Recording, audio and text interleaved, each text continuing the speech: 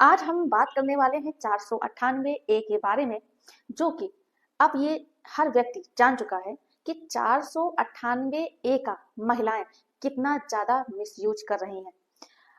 लेकिन ऐसा बिल्कुल भी नहीं है कि सारी महिलाएं 498 ए का मिसयूज कर रही हैं, अपने पति व पति के घर वालों के अगेंस्ट में झूठे केसेस कर रही हैं। बहुत सी महिलाएं ऐसी भी हैं जो प्रताड़ित होती हैं, जो कि 498 ए का मिसयूज नहीं कर रही हैं।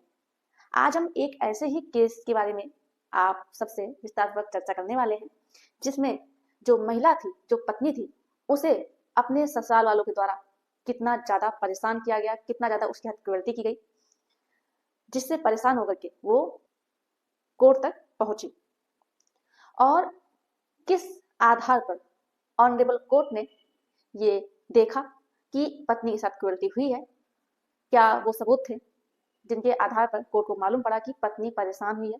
तो इन सारी चीजों के बारे में आज हम विस्तारपूर्वक आप सभी लोगों से चर्चा करने वाले हैं। तो ये वीडियो आप सभी लोगों के लिए बहुत ही ज्यादा महत्वपूर्ण होने वाली है, तो ये वीडियो बिल्कुल भी स्किप नहीं करना है, आपको पूरा अच्छे से देखना है, तभी आप सभी लोगों को अच्छे से जानकारी समझ में आएगी।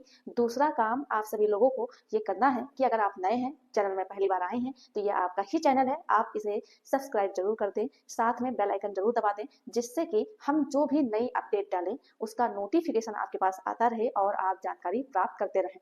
नमस्कार दोस्तों, मैं एडवोकेट दिव्या, आपका आपके इस यूट्यूब चैनल में स्वागत है। बेसिकली इस केस में होता यह है कि मद्रास हाई कोर्ट के द्वारा पति को 498 ए के केस में सजा सुनाई जाती है। इसमें पति को 498 ए व डाउरी प्रोहिबिशन एक्ट के तहत गिल्टी पाया जाता है और इसके अंतर्गत पति को सजा सुनाई जाती है। इसी ऑर्डर को चैलेंज करते हुए पति पहुंचता है सुप्रीम कोर्ट। अब आगे ये देखते हैं कि ऑनरेबल सुप्रीम कोर्ट ने क्या देखा और क्या ऑर्डर किया। फिर इसके बाद कोर्ट पत्नी के जो फैक्ट होते हैं, पत्नी का जो कहना होता है, उस चीज पे ध्यान देती है। जो पत्नी कहती है, पत्नी ये कहती है कि मेरे पति के द्वारा, वो जो मेरे पति के घर वाले हैं, उनके द्वारा लगातार मुझसे दहेज की डिमांड की जा रही थी और दहेज को लेकर के मुझे बहुत ही ज्यादा हैरास किया जा रहा था। यहाँ तक कि ये दहेज की जो डिमांड की गई है, ये शादी होने के बाद से नहीं की गई है, ये जब शादी मेरी हो रही थी उसी टाइम से दहेज की डिमांड करना शुरू कर दिया गया था और मेरे घर वालों को मुझे बहुत ही ज्यादा मजबूर किया जा रहा था, मुझे हैरास किया जा रहा था।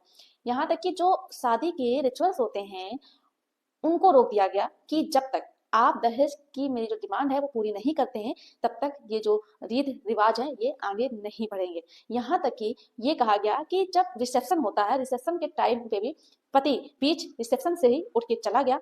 उसने ये कहा कि जब तक मेरी डिमांड पूरी नहीं हो जाती है हम तुम्हारे साथ आकर के नहीं बैठेंगे। ये सारी चीजें जो भी रिश्तेदार आए थे, जो भी रिसेप्शन में व्यक्ति आए थे, वहां शादी में आए थे, उन लोगों ने देखी। और जब उसका पति चला गया था तो उसे मनाने के लिए उसके पिताजी, जो लड़की के बाप थे, वो और जो लड़की के रिश्तेदार थे, उन लोगों ने बहुत ही ज्यादा मनाया और उन्होंने कहा कि देखिए यहाँ पर इतने सारे लोगों के बीच में कोई नौटंकी मत कीजिए, आराम से जो भी हो रहा है होने दीजिए, हम कोशिश करेंगे कि आपकी जो मांग है उसे पूरा कर सके। तो इस तरह से इन सारी चीजों को लेकर के जो भी शादी के दौरान हुआ, रिसेप्शन के दौरान हुआ, इसके बहुत सारे आई विटनेस भी थे जिन्होंने ये सारी चीजें देखी थी। जैसे कि दूल्हा बीच में उठ के चला गया, उसको मनाया गया, तो इस तरह से काफी सारे सबूत भी थे, तो वो कोर्ट में दिए गए। तो सबूत को देखते हुए ऑनरेबल सुप्रीम कोर्ट ने ये कहा, इसमें कोई भी दो राहें नहीं है कि पति के द्वारा व पति के घर वालों के द्वारा ये नहीं किया गया है। इससे जो भी सबूत मिले हैं, जो भी आई विटनेस हैं, इन सबको देखते हुए ये जो पति है, पति ने 498 ए का तो केस किया ही है, हैरासमेंट की ही है, साथ में जो दहेज की डिमांड कर रहे हैं इसके आधार पर डाउरी प्रोहिबिशन एक्ट के तहत भी इन्होंने अपराध किया है और इसमें आपको सजा जरूर मिलेगी, क्योंकि इसमें आपको गिल्ट पाया गया है। इसमें आपकी जो सजा है वो कम नहीं हो सकती है। तो अब इसमें दूसरी बात यह है कि सजा को लेकर के ऑनरेबल कोर्ट ने क्या कहा, क्योंकि ऑनरेबल सुप्रीम कोर्ट तक कोई भी केस जाता है तो जाते जाते जो सजा होती है, अगर गिल्ट पाया जाता है किसी व्यक्ति को तो सजा कुछ तो कम कर ही दी जाती है। तो ऑनरेबल कोर्ट ने देखा कि इन दोनों की शादी 2006 में हो रही थी। इसके बाद ये इन दोनों का केवल जो रिश्ता रहा 3 दिन तक रहा। 3 दिन तक जो शादी का फंक्शन होता है और उसी दौरान दहेज की डिमांड की गई और उसी समय इन दोनों का रिश्ता खत्म भी हो गया। और अब पति पत्नी दोनों लोग अपने अपने रास्ते में निकल चुके हैं। पत्नी ने शादी कर ली है और पति ने भी दूसरी शादी कर ली है। अब इन दोनों के रिश्ते में कुछ भी नहीं बचा है। तो ऐसे में अगर पति को जो हाई कोर्ट थी उन्होंने जो 3 साल की सजा दी थी, इससे तो कोई मतलब रह नहीं गया, क्योंकि अब दोनों लोग अपना अपना रास्ता बदल चुके हैं, आगे बढ़ चुके हैं। तो 3 साल की सजा देने से अब कोई भी मतलब नहीं रह गया है।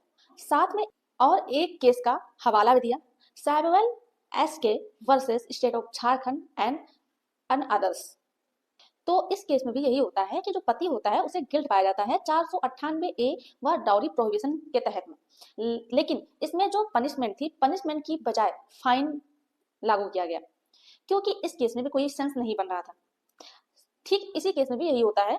इस केस में भी जब पत्नी ने दूसरी शादी कर ली है, वो अपने लाइफ में आगे बढ़ गई है, और पति ने भी दूसरी शादी कर ली है, वो भी अपने लाइफ में आगे बढ़ गई है, तो कोई भी सेंस नहीं बनता है कि पति को पनिश किया जाए। आप सभी लोगों के जानकारी के लिए हम ये बता दें कि हमारे जो क्रिमिनल लॉ है उसमें कुछ प्रिंसिपल फॉलो किए जाते हैं, जो कि रिफॉर्मेटिव का होता है।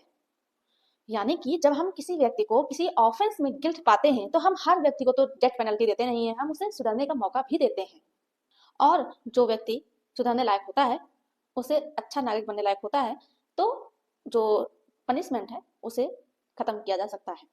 ठीक इस केस में भी यही होता है। और जो पति के ऊपर सजा लगाई जाती है 3 साल का, उसे ऑनरेबल सुप्रीम कोर्ट कहती है कि आपने 498 ए व डाउरी का ऑफेंस तो किया है, लेकिन हाँ, हम एक चीज कर सकते हैं, जब कोई सेंस ही नहीं रह गया है, पति भी पढ़ा लिखा है, पत्नी भी अपने रास्ते निकल चुकी है, आगे बढ़ चुकी है, तो ऐसे में पनिशमेंट को हम कैंसिल करते हैं और फाइन लगाते हैं, जो कि 3 लाख रुपए फाइन लगाया। और ये कहा कि आप ये जो 3 लाख रुपए है वो ये पत्नी को व पत्नी के घर वालों को दीजिए, जो कि आपकी वजह से बहुत ज़्यादा परेशान हुए, जिनको आपने डाउरी को लेकर के बहुत ज़्यादा हैरास किया है। साथ में ऑनरेबल कोर्ट ने कहा कि अगर इस तरह के कुछ स्पेशल केसेस कोर्ट में आते हैं और जिनको पनिश करने से कोई भी सेंस नहीं निकलता है, तो उसे आप फाइन के तौर पे पनिश कर सकते हैं। कोर्ट में इसी तरह से कोई स्पेशल केसेस आते हैं तो कोर्ट क्या करता है कि उसे पनिश नहीं करता है, सजा नहीं सुनाता है, उसकी जगह कोई और सजा ग्रांट कर देता है और ऐसी सजा सुनाता है जो कि दोनों पार्टी के लिए ही फायदेमंद रहे, किसी का कोई नुकसान ना हो। तो यहाँ पर जो ऑनरेबल कोर्ट है उनके द्वारा जो 3 साल की सजा थी उसे खत्म कर दिया गया और पत्नी को 3 लाख रुपए देने के लिए कहा गया। तो जो केस का टाइटल है वो है M Venkateshwara versus the state represented by the inspector of police.